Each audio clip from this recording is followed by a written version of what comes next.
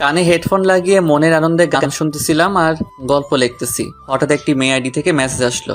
আসসালামু আলাইকুম। আমি কোনো রিপ্লাই দেই নাই, মনে মনে সালামের উত্তরটা নিলাম। মেসেজের রিপ্লাই দেই নাই কারণ আমার অনেক বন্ধু আছে আমার সাথে ফেক আইডি দিয়ে আমার সাথে মজা করে, আর মেয়েদের মেসেজ পেলে ছেলেরা তো পুরাই আকাশে উঠতে থাকে। আমি আবার এইরকম না। আমার পরিচয় তো আপনাদের জানানোই হলো না। আমি ফারহান আহমেদ, এইবার ইন্টার সেকেন্ড ইয়ারে পড়ি। আম্মু আব্বুর আদরের দুইটা ছেলে, একটা আমি আর অন্যটা আমার বড় ভাই। আমার বড় ভাইয়ের পড়াশোনা শেষ করে দেশের বাইরে গেছে জব করতে। ভাইয়ার বিয়ের জন্য একটা ভালো পাত্রী খুঁজতেছি। এবারও মনে সুখে গান শুনতেছি আর গল্প লিখতেছি। একটু পর মেয়েটি আবার মেসেজ দিল। কেমন আছেন? জি আলহামদুলিল্লাহ ভালো, আপনি? জি আলহামদুলিল্লাহ ভালো আছি। আপনার কি বেশি অ্যাটিটিউড? কেন হঠাৎ এই কথা বললেন? মেসেজের উত্তর দিচ্ছেন না কেন?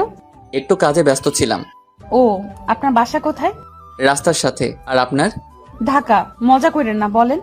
আমার মজা করতে ভালোই লাগে। ও মা, তাই? হুম। আপনার নাম কি? কোন ক্লাসে পড়েন? আচ্ছা, আপনাকে এত কিছু বলবো কেন? আমরা কি ফ্রেন্ড হতে পারি না? পারেন, কিন্তু ফ্রেন্ডের চেয়ে যেন বেশি কিছু না যায়। ওকে। আচ্ছা, ফ্রেন্ড হিসেবে তো বলতেই পারেন। আমার নাম ফারহান আহমেদ। আর আপনার? আপনার নামটা তো অনেক সুন্দর। আর পাম দিতে হবে না। এবার বলেন আপনার নাম কি? আমার নাম জান্নাত। মেয়েটির নাম তো অনেক সুন্দর, বললে কি বিশ্বাস করবে? আচ্ছা বলি, আপনার নাম তো অনেক সুন্দর, মাশাআল্লাহ। সবাই বলে। তা আপনি কোন ক্লাসে পড়েন? ক্লাস 2 এ। দেখেন, মিথ্যা কথা বলবেন না, মিথ্যা বলা পাপ। আচ্ছা, আমি ইন্টার দ্বিতীয় বর্ষে পড়ি। আপনি কোন ক্লাসে পড়েন? অনার্সে পড়ি। আপনার বাসার সবাই কেমন আছে? জি আলহামদুলিল্লাহ সবাই ভালো। আপনার?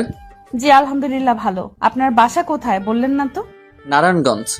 ও, একটা কথা বলি। বলেন। আপনার গল্পগুলো অনেক ভালো। থ্যাংক ইউ আপু। ওই মিয়া, আপু বলেন কেন?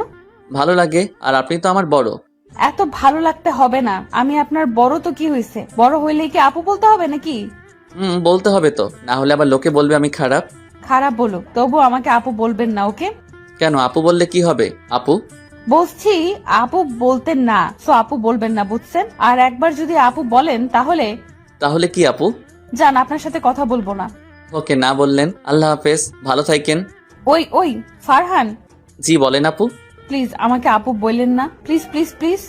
এত করে যখন বলছেন, আচ্ছা আপু বলবো না। খুশি তো? অনেক খুশি। আচ্ছা এখন বাই। ওকে। কেন, কোথায় যাবেন? কলেজে যাব। আচ্ছা তাহলে যান।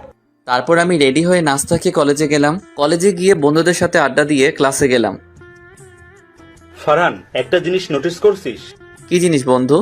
ইয়াসমিন তো এদিক তাকিয়ে থাকে। যা, কি বলিস? কোথায় আমি আর কোথায় ইয়াসমিন? ইয়াসমিন হলো আমাদের কলেজের প্রিন্সিপালের মেয়ে, আর আমাদের মাত্র নারায়ণগঞ্জে একটা বাসা, আর তাদের প্রতিটা জেলায় জেলায় আমাদের চাইতে বড় বড় 2-3টা বাসা আছে। ওদের সাথে আমাদের যাই বলেন। কি ভাবছিস রে? কিছু না, স্যার আসছে, কথা বলিস না। সবার পিছনে বসছি, একটু মজা করব বন্ধুদের সাথে। মেয়েদের এদিক থেকে কে যেন শীষ দিচ্ছে।